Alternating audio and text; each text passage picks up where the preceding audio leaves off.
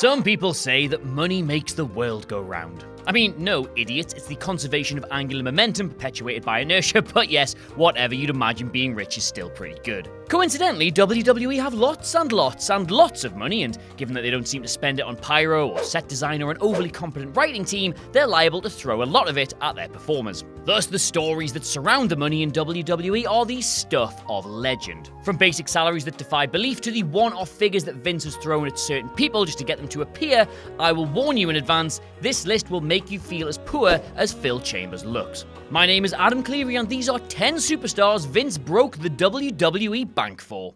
Number 10, honourable mention, The Elite. Given it was some What Culture inter-office water cooler patter on this very deal that inspired this whole thing, I really wanted to include something about it, but you can't really. Mostly because neither WWE nor the Bucks nor Cody have ever officially said just how much money the offer really was. What we do know though is that it would have categorically broken the bank. Not literally, obviously, WWE has more money than the Infinite Money Badger, which is a fictional character I've just invented who A, has infinite money, and B, is a badger. Look at him. Quite rich, are you? Oh yes, quite yes. Anyway, WWE offered these three insane money to join the company and, in a move hitherto unheard of, offered them a 6-month break clause if they weren't happy with how they were being booked. That's WWE, who notoriously do not book people all that well these days, offering to put themselves out of pocket for underwhelming booking. All the best for all Elite there, boys. Number 9, Miss Elizabeth, $50,000, SummerSlam 91. On the surface, $50,000 doesn't seem like a whole lot when stacked next to, well, the rest of this list, but you have to keep in mind that this fee was literally to just get married. On one show, in a 10-minute segment. She was paid more than 4 future WWE Hall of Famers to appear on that show, which, for the money women were making in the dub back then, was incredible. Her $50K salary was more than the $20K for Mr. Perfect, the $17.5K for Bret Hart, the $5K dished out to The Undertaker, and the comical $2K Shawn Michaels earned that night. What's more, just pop your calculators out there and you will notice that those digits added together give you a grand total of $44,500, meaning she got more than all 4 of them combined and she didn't even have to bump. More power to you, sister, you get that dollar. Number 8, The Ultimate Warrior.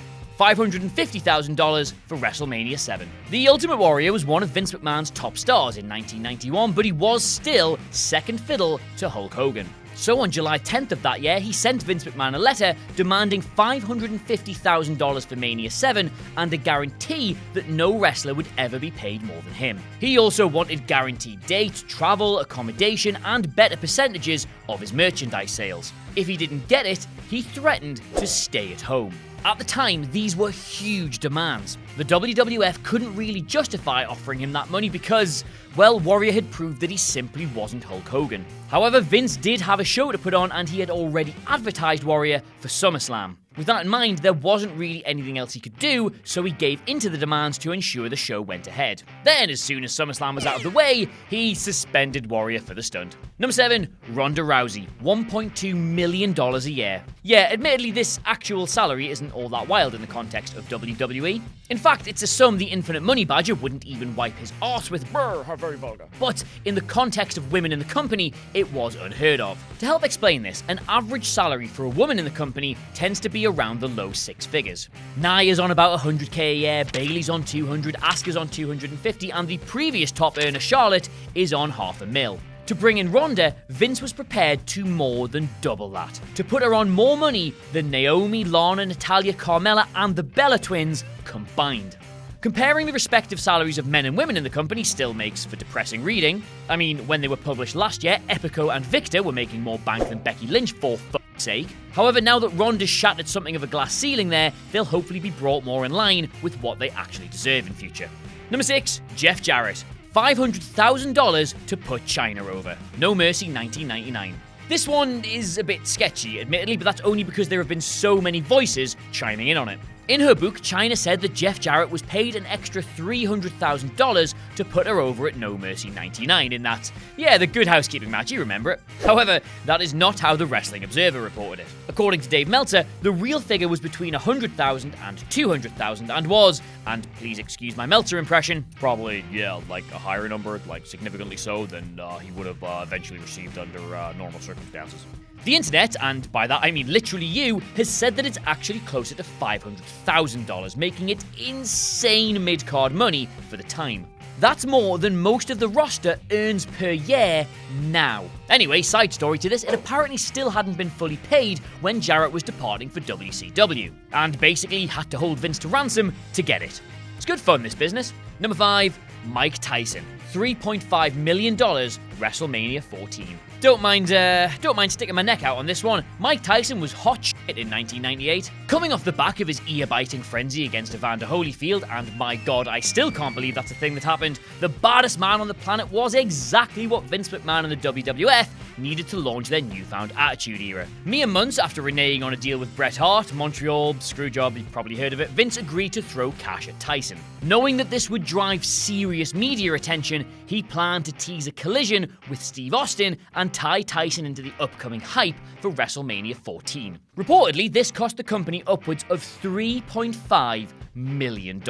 All lifelong wrestling fan Mike had to do was sit in a skybox at the Royal Rumble, work a confrontation with Austin on Raw, and temporarily join DX. Before, getting in the ring, helping Stone Cold become the new champ, punching Shawn Michaels, and collecting his check. Number 4, Floyd Mayweather. Adam, how come the Floyd Mayweather entry's higher up than the Mike Tyson one, even though it's less money? Because 1, it's my fucking list, isn't it? And 2, if you just give me a minute, I will explain. Mayweather would follow Tyson's lead a decade later and pocket a sweet $2 million for his appearance at WrestleMania 24. And yes, that is less than Tyson initially, but wait till you hear what else. Precisely how much he made is probably only known to Mayweather and his accountant, but the fees vary wildly depending on what you want to include. The official figure he was paid for the appearance is, yes, only $2 million, but he also agreed to untold number of residuals and licensing deals that can reportedly take the fee to anything resembling $20 million. That is Simon Miller money. Whatever you think of the match, Floyd was a box office sensation, and WWE's corporate financial reports later said Mania 24 flooded company accounts with an extra $24 million. Mayweather was categorically one of the biggest reasons for that. Hey, plus if nothing else, Big Show still talks about this being the biggest payday of his entire career, so yes, it's probably a bit more than a measly $2 million. Isn't that right, Infinite Money Badger?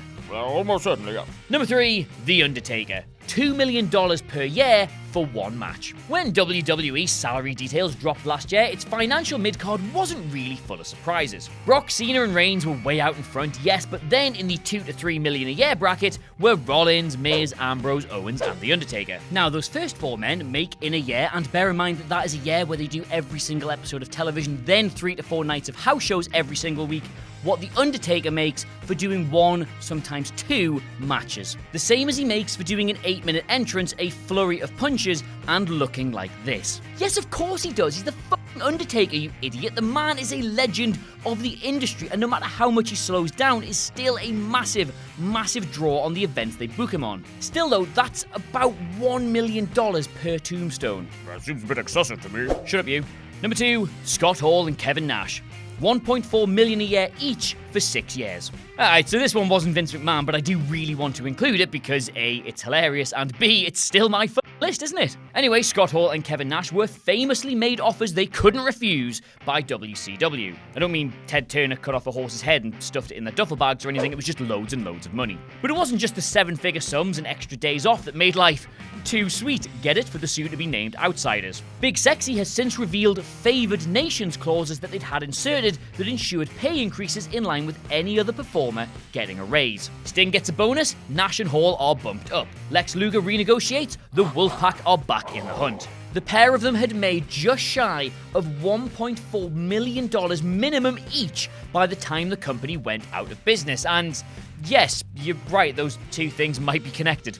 Number 1, Brock Lesnar, $500,000 per match. Here it is, the moment you've all been waiting for. Can I get through the Brock Lesnar entry of this list without gently sobbing into the mic? Let's find out. Redneck Thanos allegedly pockets $500,000 per pay-per-view and $100,000 every time he turns up on television. Not per year, per appearance. This is because, in the company's eyes, he's the only thing they think they've got that resembles a bona fide megastar. That aura, to Vince, is worth its weight in gold. Now, yes, you might say this is more a product of the company's failings than Brock's genuine appeal, and the truth probably lies somewhere in the middle. Given that his matches tend to be noticeably short, and Heyman does all of his talking for him, there can't be another human being on the face of the earth with a sweeter deal than this. I'll spell this out for you. At the time of recording in 2019, Brock will have made about $800,000 in appearance money and wrestled for a grand total of 8 minutes 40 seconds. That's about $15,000 for every second he spent in the ring. And that's before you even factor in his merchandise and image rights money. But more impressive than all of that, more impressive than the astronomical figures he is commanding, is the fact that I am not crying. So, there you go, enjoy that. 10 times Vince McMahon broke the WWE bank, presented to you by a man who bulk makes soup on a weekend because it's more cost effective than sandwiches. Also, I'm a great cook. Yes, you know. Anyway, let us know what you made of it in the comments below. And of course, don't forget to like, share, and subscribe. But in the meantime, thank you very much for watching. I've been Adam Cleary. This has been the Infinite Money Badger. Farewell. And we'll see you soon.